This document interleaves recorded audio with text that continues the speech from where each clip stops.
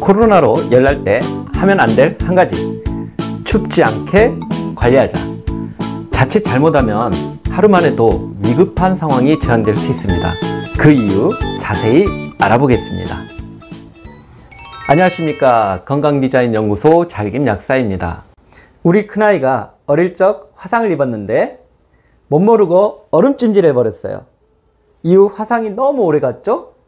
왜일까요? 얼음이 모세혈관을 강하게 수축시켜 혈액순환을 방해했기 때문이죠.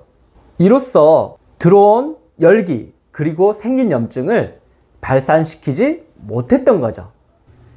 열날 때 춥지 않게 해야 하는 이유 또한 이와 비슷합니다. 지난 영상에서 소개했듯이 열은 피부를 통해서 방산이 됩니다.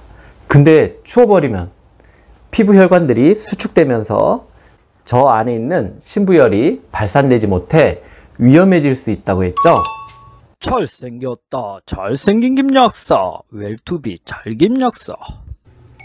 한편 코로나는 한마디로 혈관을 쪼아버리는 바이러스입니다. 혈관이 쪼이면 가장 먼저 타격을 입는 곳이 모세혈관이겠죠. 그래서 코로나에 걸리면 점막 쪽으로 혈액들이 못 가요. 그러면 점막으로 물들이 제대로 잘 못 가니까 점막이 약해지겠죠. 건조해지고요. 그래서 기침을 하게 되는 겁니다. 마찬가지로 목도 따갑고요. 같은 원리로 피부 모세혈관이 쪼이면 피부 호흡이 안 되기 때문에 열이 몸 안으로 숨어요. 그러면서 열이 더 심해질 수 있는 거죠. 물론 코로나 바이러스에 대한 면역 반응 때문에 열이 오르기도 합니다. 결국 코로나에 걸리면 이중으로 열이 오를 수 있으니 쉽게 고열에 노출되는 겁니다. 그렇다면 코로나로 열이 나는데 춥기까지 하면 어떻게 되겠어요? 안 그래도 피부 쪽으로 혈관이 쪼여 있는데 춥기까지 하면 피부 혈관은 완전히 닫혀버리겠죠? 심부로 열이 급격히 쌓이면서 고열이 나는 겁니다. 정말 위험한 상황이고요.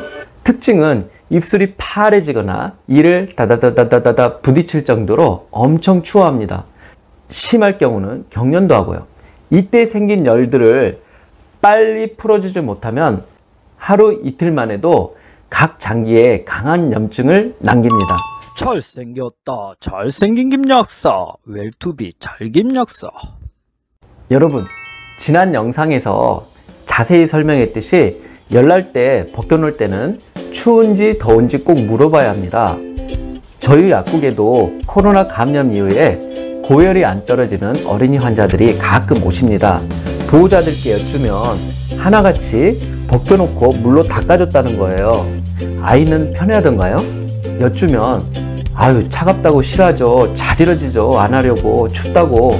정말 가슴을 쓸어내리는 경우가 여러 번 있었습니다. 이제부터 코로나 걸리고 열날 때는 추운지 더운지 꼭 확인하고 춥지 않게 관리하는 게 가장 중요하겠습니다. 이상 건강디자인연구소 잘김약사였습니다. 감사합니다.